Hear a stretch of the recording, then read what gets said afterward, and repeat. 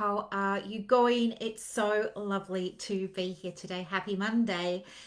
Okay, so in August, we are looking at some extra things that you can do sort of behind the scenes so that you can call in more referrals, bookings, and appointments to your private practice. So this is so much fun. And if you've been following me for a little while now, you'll know in this group here, I'm all about mainstream and strategies and things like that because I know that's what you all want. But I'm all about integrating soul and spirituality in terms of how we use those things to inform the way that we show up in our practice, how we design our private practice, and how we get our private practice attracting the types of people that we want to be collaborating with, sort of business to business, but also the types of clients that we want to be working with in the direct client work in those face to face sessions. But what I want to share with you today is a quick tip that can absolutely help you get results faster than if you don't use it. And we know this because there have been lots of clinical trials done on this idea of intention setting. And if you don't know what intention setting is, don't panic. It's not too woo woo, I promise. Setting an intention simply invites you to be able to receive in your private practice through the act of planning and staying on track. So, if you're somebody who has been working in his or her practice and you're not yet getting the results that you want, it can be because the intention isn't very clear. So, what we want to do is set an intention. You can do that for the week or you can do it day to day. And so one of the things I do is I have a little template, which I will share with you if you'd like to see it. But I have a template that I use in the mornings before I start work, before I even turn on the computer. And what it does is it asks me to set my intention for the day. And I can do this for all sorts of things. If the practice, for example, might be running low on cash flow or something like that, I can set an intention to attract 5 new referrals to the practice that week.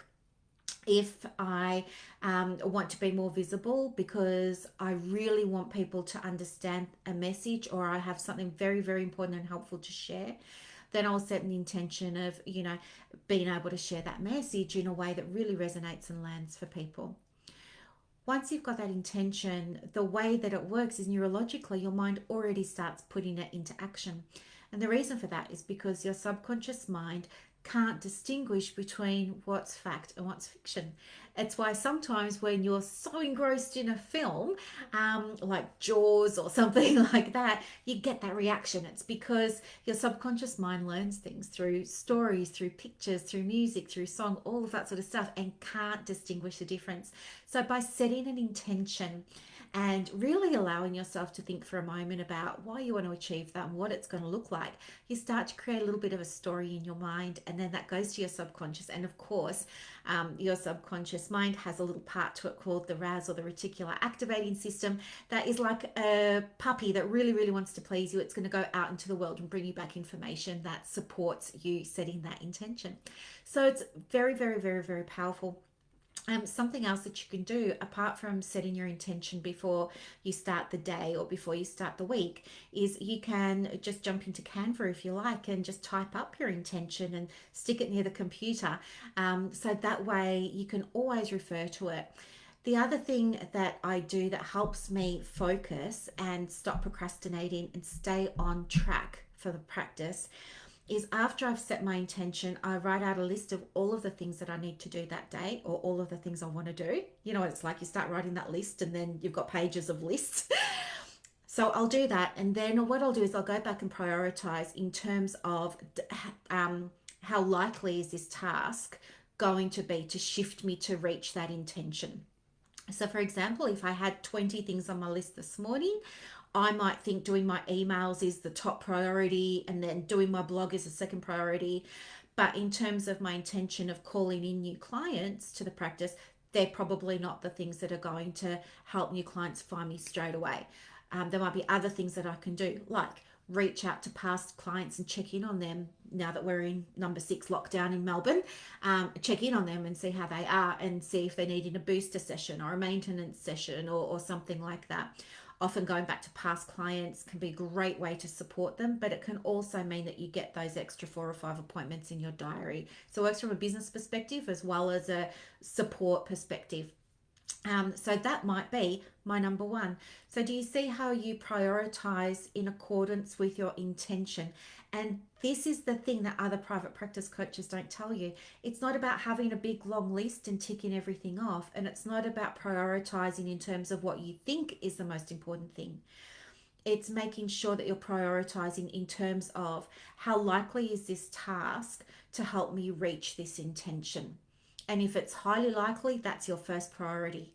And that way, if you only get through 3 or 4 things, you know that you've shifted the needle that day towards helping that intention. I want to say manifest, but helping that intention come to fruition, seeing those extra bookings, seeing those extra appointments. And I know that this works as well because I have another group, the Private Practice with Soul group. It's a women's circle. And a couple of months ago in there, we had an alignment challenge where I shared my template with them and they stayed on track and they did that for the week. Some of them managed to call in extra money, extra clients, extra referrals, extra collaborations, all just by setting that intention and then taking the action that was most aligned with helping that intention come true. So that's my tip. If things are going slowly in the practice and you'd like to see things happen more quickly, start by setting an intention and then write out a list of things that you need to do. Prioritize those in terms of what's most likely to help that intention come true, and you will start to see progress quickly. Hand on heart, you will start to see progress quickly. This is something that you'd like to try this week and, check in for some accountability if you like during the week. I would love to support you with that because I want this group to be one where you do get results, where it is free help, where you're getting valuable, useful information and content to support you on your journey. That's my intention. So I hope that this makes sense. If you have any questions, of course, just drop them in the comments. I'm always here to support you.